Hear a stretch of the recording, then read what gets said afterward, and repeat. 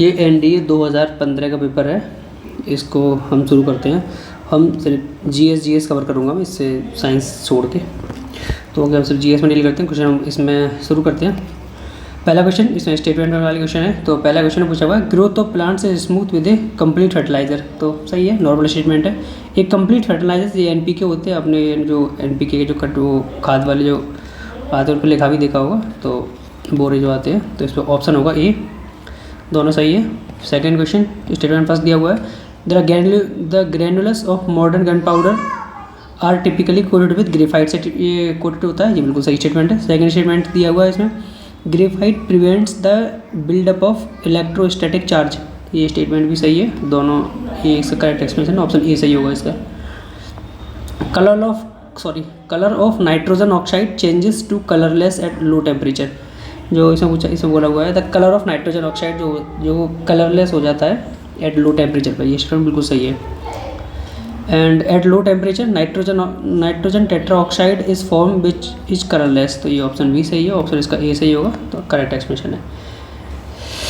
ये सब साइंस के क्वेश्चन है यार। डायमंड वेरी ब्राइट होता है, ये स्टेटमेंट सही है। Diamond very low high refractive index होता है, ये गलत हो जाएगा, उसका ऑप्शन सही हो जाएगा। ये सब साइंस है यार। चलो मैं इसमें बता देता हूँ। Oxygen has easily produced at faster rate and heating mixture of potassium chloride and magnesium dioxide then heating potassium chloride alone. तो ये ऑप्शन इसका सही है। Manganese dioxide act as a negative catalyst. तो ये नेगेटिव नहीं, ये पॉजिटिव कैटलिस्ट की तरह बिहेव करता है, तो ये गलत हो जाएगा।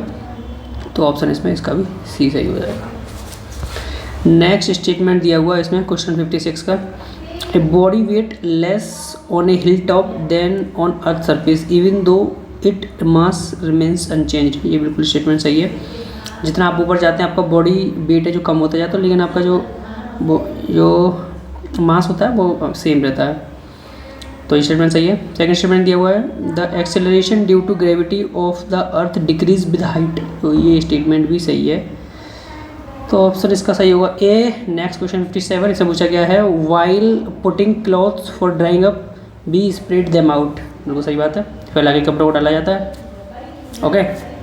सेकंड स्टेटमेंट दिया हुआ है, the rate of evaporation increase with an increase in surface area. ये स्टेटमेंट भी सही है। जब आपको फैला के डालोगे तो इसका सरफेस एरिया बढ़ जाएगा, तो एवोपरेशन जल्दी होगा। तो ये स्टेटमेंट भी सही है, तो इसका ऑप्शन सही होगा ए। ओके। नेक्स्ट क्वेश्चन इसमें बोला गया, ड्यू टू डिफ्यूज्ड और irregular reflection of light a closed room gets light even no direct sunlight falls inside the room. इससे हो गया ड्यू टू डिफ्यूज्ड और इरेगुलर रिफ्लेक्शन ऑफ लाइट, अगर कोई कमरा बंद है तो उसमें भी लाइट एंटर कर जाती है with no direct sunlight falls inside the room. तो बिल्कुल सही स्टेटमेंट है। ओके। सेकंड स्टेटमेंट दिया हुआ है इसमें, irregular reflection where reflected rays are not parallel does not follow them law of reflection. तो ये फॉलो करती है, ये गलत है, ऑप्शन इसका सी सही होगा। ओके। नेक्स्ट काफ़ी सारे साइंस के क्वेश्चन दिए हुए हैं यार, हर जगह साइंस है, अब कब तक साइंस दिया जाए। हम सिर्फ जीएस कराऊंगा यार।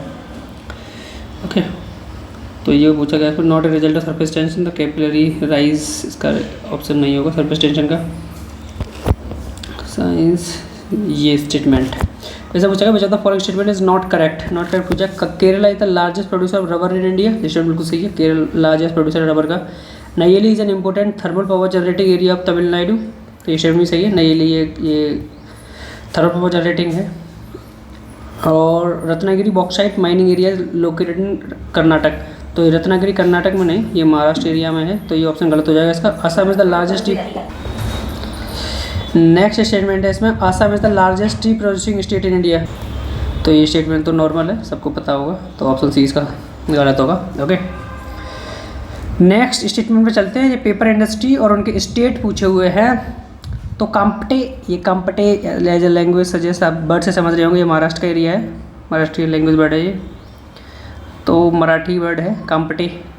तो काम्पटे महाराष्ट्र। राजमुंद्री ये आंध्र प्रदेश में है। शहडोल ये मध्य प्रदेश में है, शहडोल हिस्टोरिकल प्लेसेस है। एंड बेलागोला ये कर्नाटक में है। ओके। तो आप लगा लीजिए महाराष्ट्र ए 4 हो जाएगा, राजमुंद्री 3, 4 3 सॉरी महाराष्ट्र 2 है ना।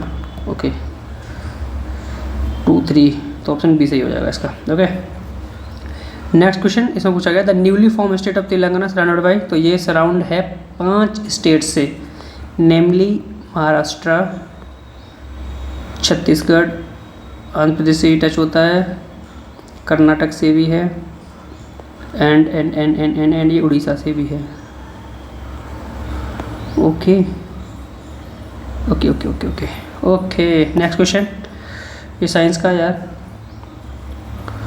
ये साइंस है, इधर भी साइंस शुरू हो जाती है।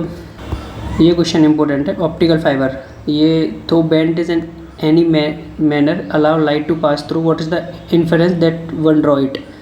तो जो concept of light travels in straight path, light straight path में ट्रेवल्स नहीं करती है, ये भी गलत है। Light can flow through the optical fibres, ये भी गलत है। Light can travel through the fibres because of the detected, नहीं। Light can travel through the fibres due to multiple total reflection, ये लाइट ट्रेवल करती है फाइबर से, ये टोटल इंटरनल रिफ्लेक्शन के कारण करती है। तो ऑप्शन इसका डी सही होगा। ओके, इसमें उधर जीएस शुरू है, उधर साइंस है, तो ओके यहाँ से शुरू करते हैं। Rainy shadow effect is associated with, तो ये ऑरोग्राफिक रेनफॉल से स्टेट है। जब आप इस टाइप से जब रेंज आती है, तो इस टाइम में जो बारिश नहीं होती उसे हम बोलते हैं ओरोग्राफिक रेनफॉल। ओके 76, ये प्लेस और उसकी इंडस्ट्रीज़ के बारे में बताया है। जबलपुर, जबलपुर कहाँ पर है, ये ऑटोमोबाइल इंडस्ट्री से रिलेटेड है जबलपुर। ओके, तो ये 4 हो जाएगा। बेंगलोर, ये कर्नाटक में है, ये रिलेटेड है आईटी इंडस्ट्री से, सबको पता होगा, इजी है। मथुरा, ये पेट्रोकेमिकल इंडस्ट्री 1, और बेलालुर ये आईटी, ये सॉरी ये पेपर इंडस्ट्री, तो B3 हो जाएगा। ये बेलालुर महाराष्ट्र में है, ये यूपी में है। ओके, तो ये ऑप्शन सही हो जाएगा आपको 4213, तो 4213 ऑप्शन सी सही होगा। नेक्स्ट क्वेश्चन से पूछेगा, which one of the following irrigation canals is most important in terms of area coverage इन हरियाणा। तो सबसे ज़्यादा एरिया कवरेज करती है तो बेस्ट यमुना कैनाल करती है, हरियाणा सबसे ज़्यादा एरिया जो इरीगेटेड एरिया कवर करती है वो। ओके, नेक्स्ट क्वेश्चन है इसमें, ये एक इम्पोर्टेंट है। इसमें गैसेस रिलीज होती है फोटोसिंथेसिस के टाइम पे, तो ये ऑक्सीजन होती है। अभी इधर से जीएस स्टार्ट है, उस बीच में साइंस के क्वेश्चन थे। तो विच of the following Indian states has the highest proportion of area under forest cover. तो सबसे ज़्यादा फॉरेस्ट कवर, अगर आपने सेंसस पढ़ी होगी या इसकी एक रिपोर्ट आती है IFSR की रिपोर्ट, आप उसे पढ़िए। अगर आपको ये चाहिए तो मैं आपको इसका नोट्स भेज दूँगा, आप टेलीग्राम ग्रुप ज्वाइन कर लीजिए, इसका लिंक मैं डिस्क्रिप्शन में डाला हुआ है, ठीक है। तो मैं वहाँ पर IFSR रिपोर्ट भेज दूँगा। तो इसमें मिज़ोरम सबसे ज़्यादा एरिया कवर करता है, फॉरेस्ट एरिया वाइज सबसे ज़्यादा फॉरेस्ट है मध्य प्रदेश में, ये है एरिया वाइज, और परसेंटेज वाइज ये मिज़ोरम में है। ओके ओके नेक्स्ट क्वेश्चन, ये इसमें wild life sanctuary and state के बारे में पूछा हुआ है। तो चंद्रप्रभा वाइल्ड लाइफ सेंचुरी ये उत्तर प्रदेश में है, तो A3 हो जाएगा। साइलेंट वैली ये केरल में है, B4 हो जाएगा। वैली ऑफ फ्लावर्स ये उत्तराखंड में है। एंड इंद्रावती ये है, इंद्रावती छत्तीसगढ़। ओके, इंद्रावती रिवर भी निकलती है वहाँ के। तो 3412 इसका आंसर होगा, 3412 ऑप्शन B सही है। ओके, ऐसा पूछा हुआ है the to a perpendicular to the plane of elliptical earth axis of rotation makes an angle of 23.5 degree, had this angle been 0 degree, which of the following would result. अगर 0 degree angle होता है इसमें result क्या होगा, there will be no season, तो कोई season ही नहीं होगा। बिल्कुल सही बात है, सीधा सीधा चलता रहेगा भाई। तो ऑप्शन A ही सही है इसका, बाकी तो गलत है। ओके, फिर से साइंस आ गई थी बीच में, तो यहाँ से फिर से GS शुरू है। Which of the following characteristics organic farming के कैरेक्टरिस्टिक क्या हैं। तो use of chemical fertilisers to improve soil fertility, तो ये कैरेक्टरिस्टिक है। तो use of chemical fertiliser, organic में केमिकल फर्टिलाइजर नहीं होता, ये पहला गलत हो जाएगा। फ्रीक्वेंट डिकम्पोजिंग एंड फ्लोरिंग ये भी सही है, ये सही है। Use of herbs and control pests ये भी सही है। हाई प्रोडक्टिविटी नहीं, ऑर्गेनिक फर्टिलाइजर में प्रोडक्टिविटी थोड़ी लो हो जाती है। ओके, तो चौथा गलत हो जाएगा, इसका आंसर सही होगा 2 और 3। ओके, नेक्स्ट क्वेश्चन, याकुत्स ये एक ट्राइबल है, याकुत्स टूना रीजन में पाए जाते हैं। ये 99, a farmer is a semi arid area claims that his farming practices very environment friendly, which of the following practices on his farm can justify this claim. Planting a tree belt, बिल्कुल सही बात है। Practising crop rotation ये भी सही है। Carrying out a large scale irrigation system, ये semi arid area में तो लार्ज स्केल इरीगेशन तो नहीं कैरी कर सकता, तीसरा गलत हो जाएगा। यूजिंग ऑर्गेनिक फर्टिलाइजर्स ये भी सही, तो ऑप्शन सही होगा इसका 1, 2 और 4। ओके, नेक्स्ट क्वेश्चन, इससे पूछा गया the luxuriant growth of natural vegetation in tropical rain forest due to, ये किसकी वजह से होती है। फर्टाइल सॉइल, ये क्वेश्चन कितनी बार रिपीट हुआ है? ट्रॉपिकल रेड फॉरेस्ट में फर्टाइल सॉइल नहीं होती है, ये इनफर्टाइल होती है, तो पहला गलत हो जाएगा। पहला गलत होती है, आपके ऑप्शन निकल जाते हैं और आपका आंसर आ जाता है बी।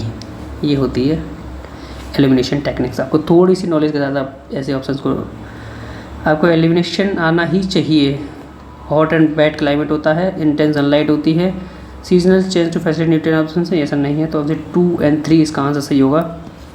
और ये बाकायदा NCERT में दिया हुआ है सब कुछ, और NCERT में आप ओल्ड NCERT पढ़िए, आप ज्योग्राफी का एक क्वेश्चन नहीं छोड़ेंगे।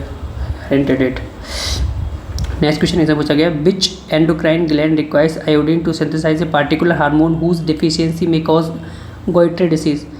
तो ये थायराइड ग्लैंड होता है, इजी है। Okay, which of the following is not a part of nerves. Nerves का पार्ट नहीं, एक्सोन्स है, कनेक्टिव टिश्यू है। सर्कल सेल्स में स्मूथ इसका पार्ट नहीं है तो ऑप्शन डी गलत होगा इसका, यही राइट है, नॉट राइट पूछा हुआ है।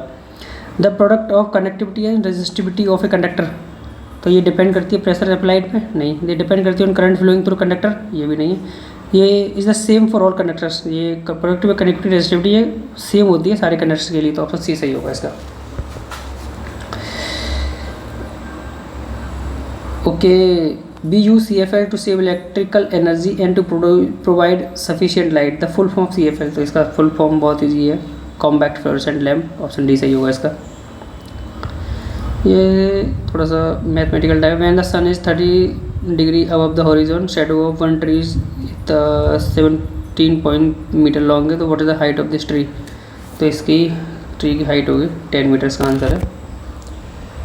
ओके, नेक्स्ट ऐसा पूछा गया है, when heat rays are reflected from earth, gases like carbon dioxide, nitrous oxide do not allow them to escape back to the space causing our planet to heat up, these gases are known as. इसमें पूछा गया है the heat raise जो आती है reflected होती है अर्थ से, जैसे ये सनलाइट आई और यहाँ से हीट रेज रिफ्लेक्ट होती है बैक टू द एटमॉस्फेयर, एक ये इसमें CO2 होता है, नाइट्रस ऑक्साइड होता है। ओके, तो ये एस्केप नहीं होती किसकी वजह से, तो ये होती है ग्रीन हाउस गैसेज की वजह से, ऑप्शन इसका बी सही होगा।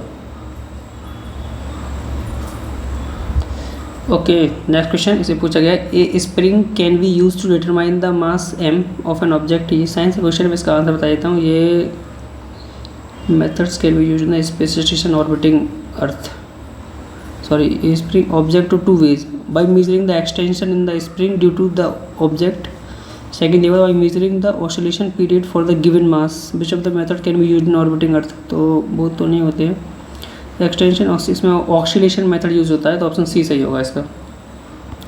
इसमें रीजन और वेजिटेशन पूछा हुआ है, इजी है, इसे बहुत इजी है, कई बार पूछा गया ये question.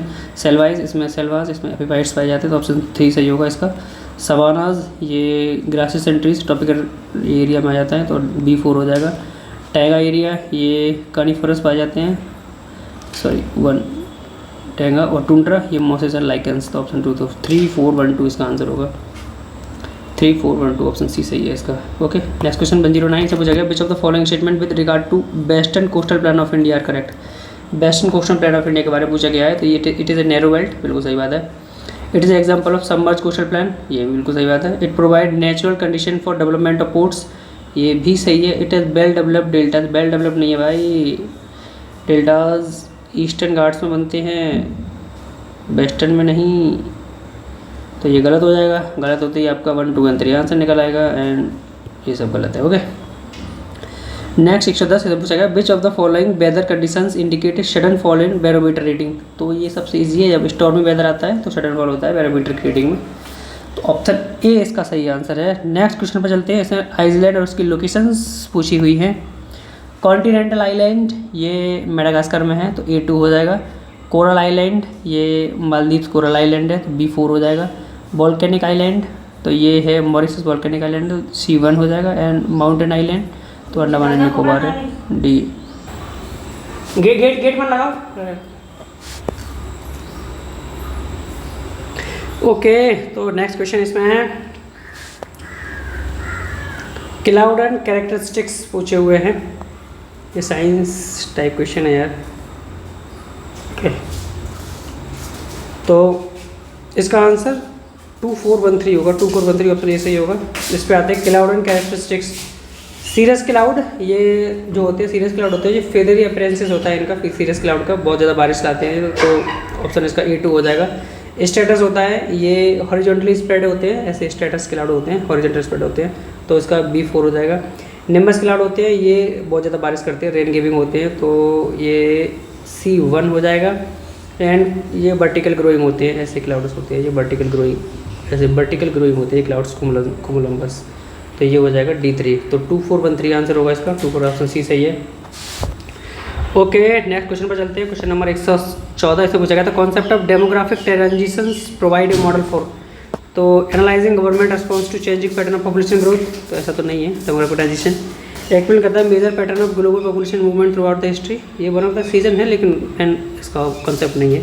Analysing special variations in the distribution growth and examine the relationship between economic development and natural population change, ये ऑप्शन सही है, ऑप्शन डी सही होगा, यही फिजिबल ऑप्शन है। इसमें विटामिन पूछी है जो बी कैरोटीन से आती है, तो इससे विटामिन ए आती है, ये ब्लड क्लॉटिंग के लिए है, ये सनलाइट से मिलती है विटामिन डी, एंड ये इसका जितने भी खट्टे पदार्थ होते हैं उसमें विटामिन सी है। ओके, ये सनलाइट। नेक्स्ट क्वेश्चन इसमें पूछा है lub dub sound is produce due to action of lub dub sound, तो ये किसकी, ये हार्ट होगा क्या इसका आंसर, हार्ट की वजह से लवडुप साउंड इज प्रोड्यूस्ड। यार सो देख लेना एक बार इसे, मतलब पहली बार देखा था क्वेश्चन, डाउट है इसमें। Lub dub sound as far as I know heart ही देता होगा, देख लेना भाई, कैसे कैसे क्वेश्चन हैं यार। 117 ऐसा पूछा गया है, the sun is observe to be reddish when is near the horizon in the morning and evening, this is because, ये किसकी वजह से होता है, तो red light least scattered by atmosphere, तो यही सही है। ये अगर प्योर आपने इसके बारे में पढ़ा होगा, तो इसमें जो रेड लाइट होती है वो लीस्ट स्कैटर्ड होती है, और वॉयलेट होती है सबसे ज़्यादा स्कैटर्ड होती है, तो इसकी वजह से ऑप्शन ए सही होगा इसका। 118 इसका, ये भी यार सब फिर से साइंस यहाँ से शुरू हो जाती है। ओके, तो नेक्स्ट ये इधर में सब साइंस दी हुई है। जैसे पूछा विच of the following country successfully institute spacecraft into mass orbit mission attempt, USA ने किया है ऐसा। ओके, ये सब ये करंट अफेयर है, रिलीवेंट नहीं है, ज़्यादा की जरूरत भी नहीं है इसे। ये which of the following statement regarding to climate deal adopted USA China के बीच में हुई थी नवंबर 2014 में, इसके बारे में पूछा क्या सही नहीं है। China committed to cap it output of carbon pollution by the year 2030 और अर्लियर, ये स्टेटमेंट बिल्कुल सही है। चाइना ने कमिट किया टू इंक्रीज करेगा use of zero emission 20% by year 2030, ये भी सही है। यूएसए एग्री रिड्यूस करेगा अपना एमिशन 26 से 28%, इट 2005 के लेवल पे लेके आएगा 2025 तक, तो ये स्टेटमेंट भी सही है। दोनों ने एग्री किया है ये कम्प्लीटली फेज आउट कर देंगे, कम्प्लीटली फेज आउट तो नहीं कर पाएंगे कोल टेक्नोलॉजीज़ को, ऐसा तो कोई कंट्री नहीं कर पाएगा, तो ऑप्शन डी इसका गलत हो जाएगा। नेक्स्ट क्वेश्चन ऐसा बोला गया which one among the following books is centred around environment, तो silent spring environment based book, तो ऑप्शन बी सही है इसका। ओके, नेक्स्ट क्वेश्चन बोला गया है इसमें विच of the following players has not died while playing a match, has not died, तो फिलिप ह्यूग भी मरा था यार क्रिकेट खेलते हुए, एंड पता नहीं यार, देख लेना एक बार इसे, डाउट है इसमें। वसीम राजा जिंदा है यार अभी तो पाकिस्तान का, यही नहीं मरा है ऑप्शन यही सही होगा इसका। ये करंट अफेयर है, छोड़िए, रेलिवेंट नहीं है। 72 गोल्डन अवार्ड, ये भी करंट अफेयर है, कोई ज़रूरत नहीं है ऐसे क्वेश्चन को याद रखने की। अब ये भी क्रिकेट से रिलेटेड है लेकिन उस टाइम का करंट अफेयर 2014-15 का, कोई रिलीवेंस नहीं है इसका, बहुत करंट अफेयर डाल दिया है इस पेपर में, ये भी करंट अफेयर है। ये the second 5-year plan that call the establishment social pattern commonly refer to, तो ये था महालनोबिस एंड हेराल्ड डोमर, ये फर्स्ट प्लान था, फर्स्ट 5-year प्लान, ये हेराल्ड डोमर मॉडल पे था, और महालनोबिस ये second 5-year plan. Okay, next question, ये Harappan craft display an amazing degree of standardisation according to Kenoyer, what was the possible reason for such an achievement, तो इसका reason है Harappan civil craft display का availability of raw material at local level, तो option A ही इसका सही है। Centralisation market तो नहीं था, रेगुलेटेड मार्केट था, तो स्पेशलाइज्ड ट्रेनिंग सेंटर्स, ये भी स्पेशल, ऑप्शन ए सही होगा इसका।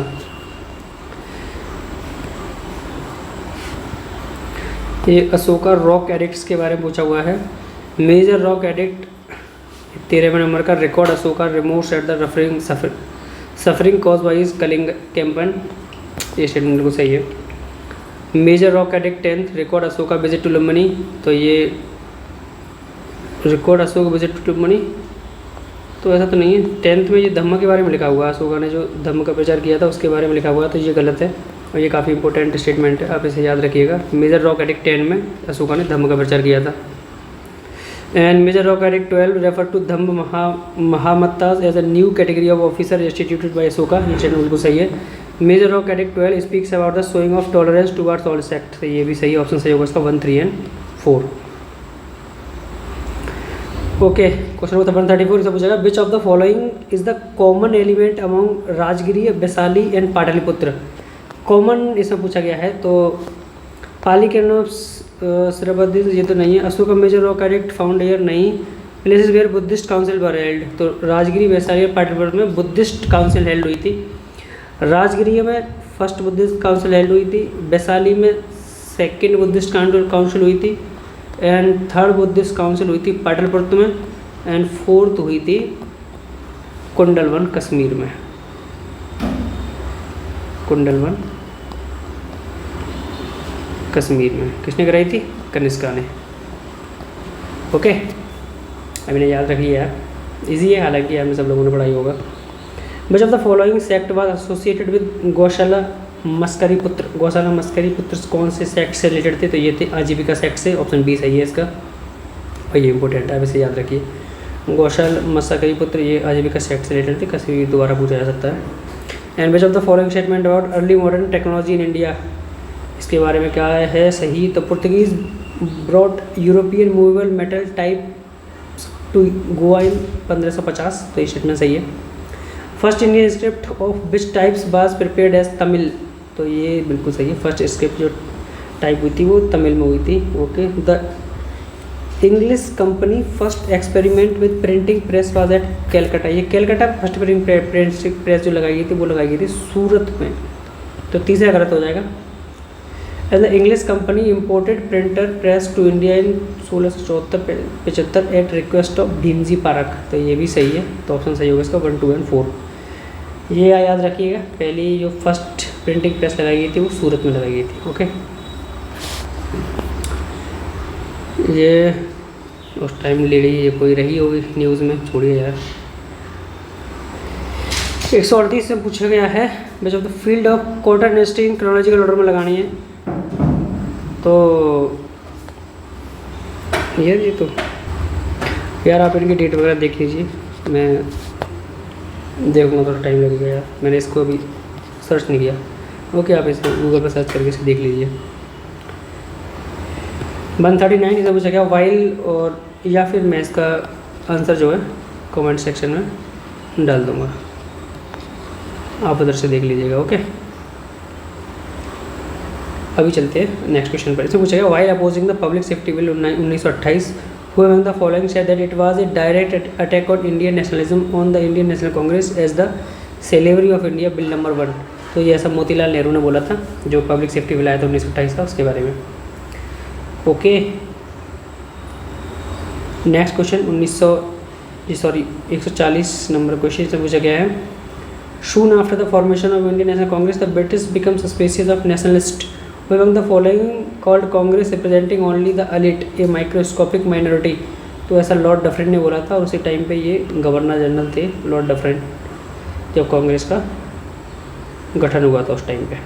ओके, 141 ऐसा पूछा गया है what is the common element among Ram Prasad Bismil, Roshan Singh, Rajendra Lahiri, तो कॉमन क्या था इन सब में?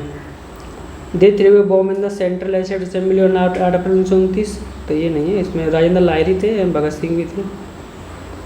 ओके, भगत सिंह, बटुकेश्वर दत्त और राजेंद्र लाहिरी, ये 3 लोग थे।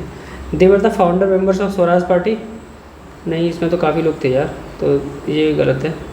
इसमें सॉरी, ये स्वराज पार्टी का गठन किया था ये मोतीलाल नेहरू ने किया था, मोतीलाल नेहरू थे और थे चित्तरंजन दास, ये याद रखिएगा, Swaraj party.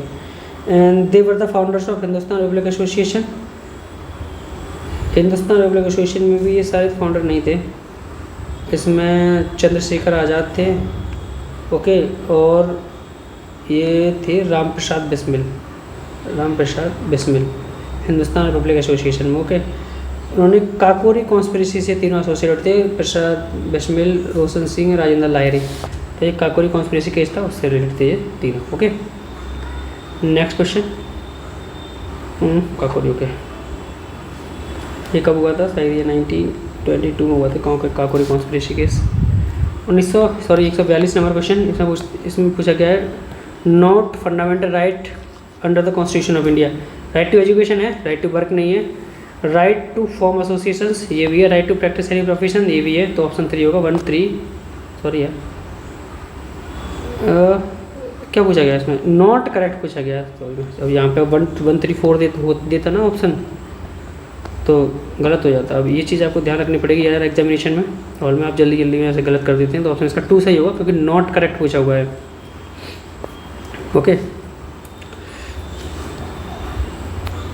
Question number 143, Mahatma Gandhi Hind Swaraj is essentially, तो a critique of western modernity, ये बिल्कुल सही बात है। An outline of philosophy of satyagraha, Mahatma Gandhi Hind Swaraj, ये सत्याग्रह बेस्ड तो नहीं थी, दूसरा गलत है। इन कन्विक्शन पहला ही सही है, वेस्टर्न मॉडर्निटी का क्रिटिक था हिंद स्वराज में, ओके। क्वेश्चन नंबर 144 से पूछा गया 7th schedule of the constitution of India contains, तो 7th शेड्यूल में क्या है? Provision regarding the administration of tribal areas, नहीं है। यूनियलिस्ट, स्टेटलिस्ट एंड कंकरेंट लिस्ट, ये 7th शेड्यूल में दी गई है। ये प्रोविजन रिगार्डिंग ट्राइबल एरियाज ये दिया गया है 5th एंड 6th शेड्यूल में, ओके। रिकॉग्नाइज ये भी नहीं है, तो ये शेड्यूल्स दी गई हैं, लिस्ट दी गई हैं, sorry. 145, Pochampally in Nalgonda district of Telangana become famous in April 1951 because, ये किसकी वजह से हुआ था? क्योंकि यहाँ मूवमेंट लॉन्च हुआ था विनोबा भावे के द्वारा, भूदान मूवमेंट। तो ऑप्शन ए सही होगा इसका। Who among the following was not associated with the Sarvodaya movements, associated नहीं थे सर्वोदय मूवमेंट से, तो इससे जयप्रकाश नारायण थे, आचार्य विनोबा भावे भी थे, धीरेन्द्र मजुमदार भी थे, जी.बी. अप्पाराव नहीं थे। तो ऑप्शन डी इसका गलत होगा, तो यही सही है, क्योंकि गलत पूछा हुआ है। इसमें पूछा गया article 368 of the constitution of India deals, किस में डील्स करता है? तो power of the parliament to India to amend the constitution, article 368 ये कॉन्स्टिट्यूशन अमेंडमेंट से रिलेटेड है, तो ऑप्शन ए सही है इसका। फाइनेंशियल इमरजेंसी नहीं है, ये भी नहीं है, ये इमरजेंसी 360 में आती है, ओके ओके ओके। 148 इसे पूछा गया who among the following is not basic feature of constitution of India, basic feature नहीं है कॉन्स्टिट्यूशन ऑफ इंडिया का। तो फंडामेंटल राइट है, इंडिपेंडेंस ऑफ जुडिशरी है, फेडरलिज्म भी है, the unquestion right of the parliament to amend any part of the constitution, ये नहीं भाई, ये बेसिक फीचर नहीं, तो ऑप्शन डी से है, गलत पूछा हुआ है।